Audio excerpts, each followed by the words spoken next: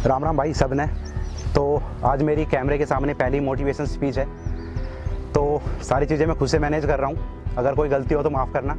बाकी कैसा लग रहा हूँ? ठीक ठाक। तो जो छोटा भाई है जो ये सब काम देखता था, तो उसकी गवर्नमेंट जॉब लगी है, उसके लिए उसे बहुत सारी बधाइयाँ।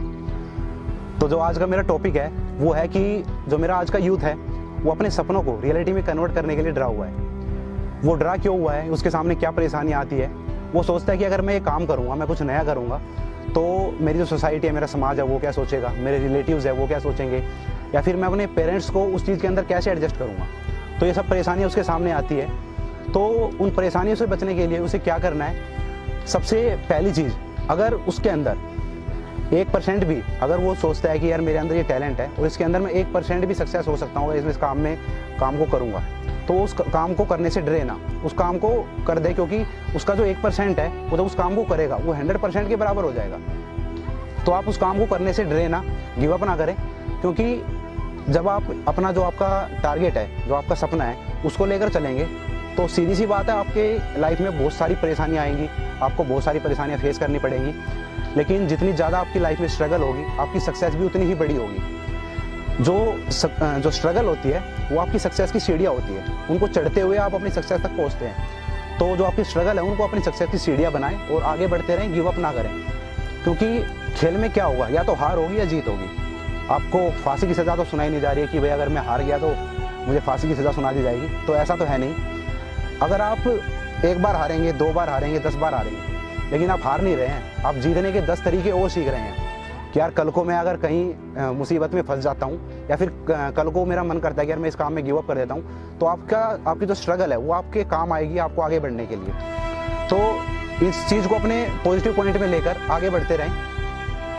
अब बात आती है कि मैं ऐसा क्या करूँ जिससे मैं सक्सेस हो जाऊँ। तो आप वो काम करें जिसके अंदर आपको खुशी मिलती है। खुशी का मतलब है कि अगर आपको ये बोला जाए कि 24 घंटे में से आपको 14 घंटे या 16 घंटे ये काम करना है कंटिन्यू, और आप बिना किसी थकावट के खुशी खुशी उस काम को कर दें, तो इसका मतलब है कि आपका उस काम में इंटरेस्ट है। और जब बंदा खुशी खुशी काम को करता है तो उसकी एनर्जी लेवल होता है वो कई गुना हो जाता है। तो अपनी जो एनर्जी लेवल है उसको हाई रखें और अपने टैलेंट को पहचानें। तो उस काम को आप कंटिन्यू करते रहें और आपका टैलेंट ऐसा हो कि लोगों की सोच से अलग हो। क्योंकि हर बंदा है, हर किसी के अंदर कोई ना कोई टैलेंट होता है और उसकी सक्सेस उसके अंदर होती है, उसके बाहर नहीं होती। और वो हर वो चीज़ कर सकता है जिसके उसने सपने देखे हैं। बस मेन चीज़ है कि खुद को पहचानना है। अगर आपके अंदर ये चीज़ आ गई तो आप कभी भी लाइफ में आपको सक्सेस होने से कोई रोक ही नहीं सकता। तो इसके अंदर सबसे मेन चीज़ आपको ध्यान ये रखनी है कि आपका टैलेंट सबसे अलग हो, यूनिक हो, कि लोगों की नज़रों में अगर आपका नाम आए। जैसे मैं क्रिकेट का एग्जाम्पल लेता हूँ, अगर हम क्रिकेट का नाम लेते हैं तो हमारे माइंड में सीधा टच करता है कि सचिन तेंदुलकर, विराट कोहली या फिर धोनी और भी महान प्लेयर हैं, तो उनका नाम सीधा हमारे माइंड में टच करता है। तो वैसे ही जैसे हम अगर देसी फिटनेस का या देसी जिम का या देसी वर्कआउट की बात करते हैं, तो कहीं ना कहीं इस बंदे का भी नाम आता ही होगा। मैं अपनी तारीफ नहीं कर रहा हूँ, मैं चाह रहा हूँ कि मेरे ज़रिए, मेरे इस एग्जाम्पल के ज़रिए आप लोगों तक मेरी बात पहुँचे। तो कहीं ना कहीं मेरा नाम आता ही होगा। मैं ये नहीं कहता भाई ज़रूरी है, लेकिन जहाँ तक मैंने ऑब्ज़र्व किया है तो वो चीज़ें मैं आप लोगों तक पहुँचा रहा हूँ। तो इस चीज़ के लिए मुझे खुशी भी होती है कि जो मेरा काम है उससे बहुत सारे गरीब बच्चों की हेल्प हो रही है।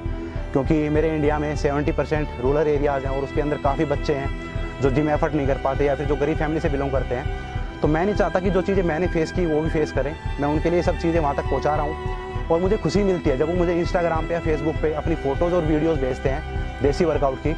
तो उससे बड़ी मेरे लिए खुशी की बात कोई हो ही नहीं सकती कि यार अगर 1% भी बच्चों की हेल्प हो रही है, गरीब बच्चों की, तो इससे बड़ी प्राउड की बात मेरे लिए कोई नहीं हो सकती। और मैं उम्मीद करूँगा कि मैं आगे भी इस चीज़ को उन भाइयों तक पहुँचा सकूँ और उनकी जितनी हेल्प मुझसे बने मैं उनकी हेल्प कर सकूँ। तो आप लोग भी, अगर आपके अंदर ऐसा कोई टैलेंट है तो आप ज़रूर लोगों के सामने लेकर आएँ।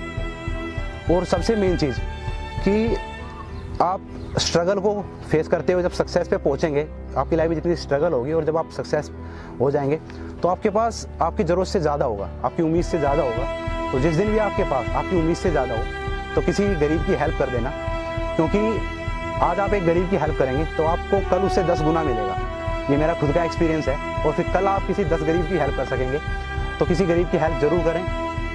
और आज का जो मेरा मेन कंक्लूजन ये है कि आप कभी भी हार ना माने लाइफ में, कंटिन्यू लगे रहें अपने ड्रीम को लेकर, अपने सपनों को लेकर, चाहे कितनी भी परेशानी आए, क्योंकि अगर आपका ड्रीम बड़ा है तो परेशानियां भी बड़ी ही होंगी। तो इसका मतलब ये नहीं है कि परेशानियों को देखकर आप गिव अप कर लें, अपने आप को पीछे खींच लें। तो ऐसा ना करें, आगे बढ़ते रहें। आज नहीं तो कल आप सक्सेस ज़रूर होंगे, और ऐसे सक्सेस होंगे कि आपने कभी सोचा भी नहीं होगा। तो कभी भी गिव अप ना करें। तो इन सब चीज़ों के बाद मैंने कुछ लाइन लिखी है, तो अच्छी लगे तो शेयर ज़रूर करना।